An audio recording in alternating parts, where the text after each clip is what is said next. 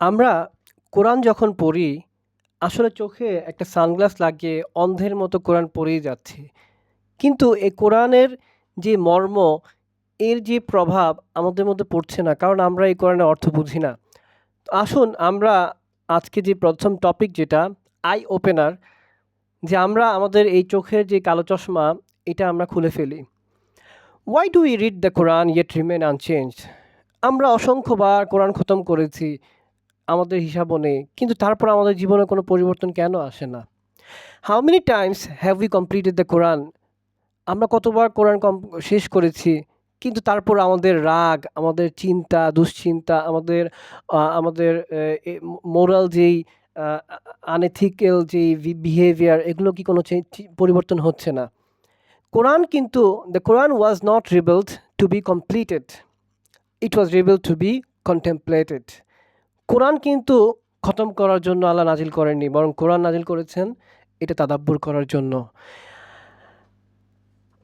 আমরা দেখি যে রাসূলুল্লাহ সাল্লাল্লাহু আলাইহি ওয়াসাল্লাম এই বিষয়ে কি বলেছেন।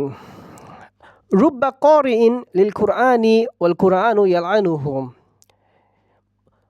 হতে পারে কখনো যে কোরআনের তেলাওয়াতকারীকে কোরআন কি করছে? লানত করছে। আল্লাহু আকবার, আল্লাহ আমাদের হেফাজত করেন। তো এখান থেকে কি আমরা খুব ভয়ানক একটা সতর্কবাণী পাই।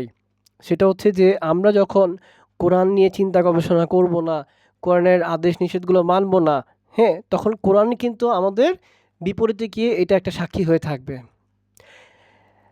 আমরা যদি একটু খেয়াল করি যে রাসূলুল্লাহ সাল্লাল্লাহু আলাইহি ওয়াসাল্লামের সাহাবীদের তাদের কোরআন পড়ার তাদের পদ্ধতি কীরকম ছিল, যেখানে বলা হয়েছে যে কানা রাজুলু ইযা তাআল্লামা আশরা আয়াতিন লাম ইউজাউইজ হুন্না হাত্তা ইয়ামালা বিহিন্না।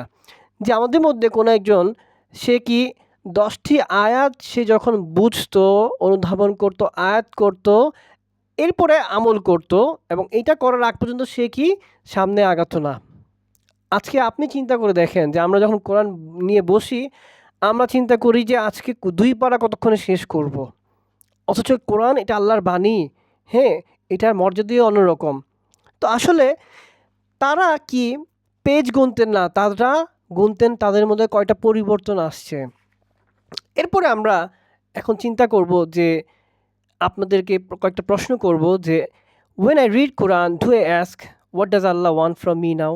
আপনি যখন কোরআন পড়ছেন আপনি নিজেকে প্রশ্ন করবেন যে আল্লাহ আপনার কাছে কি চাচ্ছে। আমি কি এই কোরআন পড়ার সময় এই একটা তিলাওয়াতে গিয়ে কি পজ দিব এবং আমি চিন্তা করব যে এই কোরআনে আল্লাহ আমার মধ্যে কি পরিবর্তন চাচ্ছেন। আমাদের রাসূলুল্লাহ সাল্লাল্লাহু আলাইহি ওয়াসাল্লামের একটি হাদিস দিয়ে আমি শেষ করব, যেখানে রাসূলুল্লাহ সাল্লাল্লাহু আলাইহি ওয়াসাল্লাম বলেছেন যে আল্লাহুম্মা জাআলিল কুরআনা রাবিয়া কুলুবিনা ওয়া নূরা সুদুরিনা। যে আল্লাহ, এই কোরআনকে আপনি আমার অন্তরের বসন্তকাল বানিয়ে দিন। এই যে বসন্তকাল চলছে বাইরে, এই যে সুন্দর একটা বাতাস যখন গায়ে লাগে খুব তৃপ্তি লাগে, ঠিক এরকমই রাসূলুল্লাহ সাল্লাল্লাহু আলাইহি ওয়াসাল্লাম বলেছেন যে হে আল্লাহ, আপনি কোরআনকে কি আমার অন্তরের বসন্ত বানিয়ে দিন, এবং ওয়া নূরা সুদুরিনা, এবং অন্তরে আলো বানিয়ে দিন, যে আলো দিয়ে আমি অন্ধকারে পথ চলতে পারবো। সুতরাং আপনাদের কাছে আজকে আমার এই প্রশ্ন থাকবে যে আপনারা এই রামাদানে কে কতটুকু কয় পারা কয় পৃষ্ঠা শেষ করতে পারলাম সেদিকে লক্ষ্য না রেখে আপনি চিন্তা করেন যে এই কোরআন আপনাকে পরিবর্তন করতে পারছে কিভাবে, করছে কিভাবে।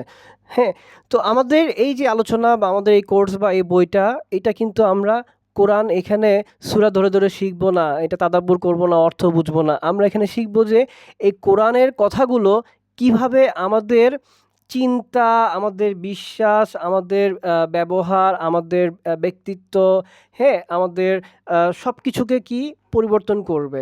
কারণ তাফসির বা কোরআনের অর্থ কি আমাদেরকে ইনফর্ম করে, কিন্তু তাদাব্বুর আমাদেরকে কি করে? রিফর্ম করে। তো আজকে আমি এখানে শেষ করব, আগামী পর্ব দেখার আমন্ত্রণ জানিয়ে। আসসালামু আলাইকুম ওয়া রাহমাতুল্লাহ।